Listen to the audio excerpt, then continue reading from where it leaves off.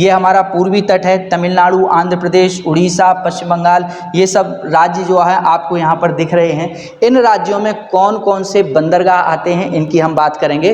तो पूर्वी तट के बंदरगाह याद करने के लिए बच्चों हमने एक ट्रिक बनाई है, वो क्या है, आपका सीसीटीवी। आपका सीसीटीवी, सीसीटीवी जानते हैं ना, सीसीटीवी लगे होते हैं ना, तो सीसीटीवी जो है आपका सीसीटीवी।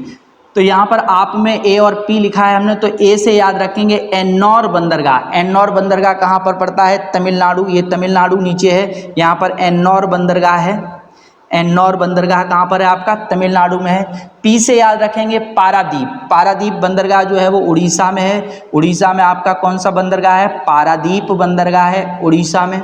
फिर के ए से याद रखेंगे, के से याद रखेंगे कलकत्ता। कलकत्ता बंदरगाह कहाँ पर है आपका, पश्चिम बंगाल में, ये तो आपको ऐसे ही पता रहेगा।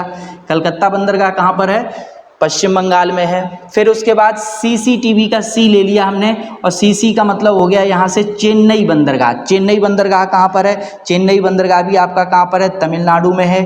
चेन्नई बंदरगाह भी आपका तमिलनाडु में हो गया।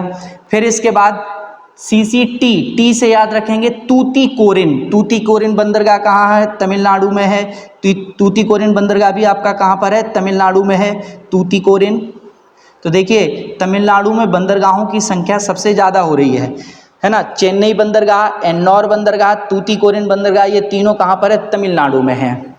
इसके बाद हम बात करते हैं तूतीकोरिन वी, वी से याद रखेंगे आप विशाखापत्तनम।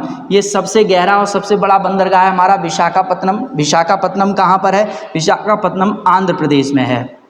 आंध्र प्रदेश में कौन सा है, विशाखापत्तनम।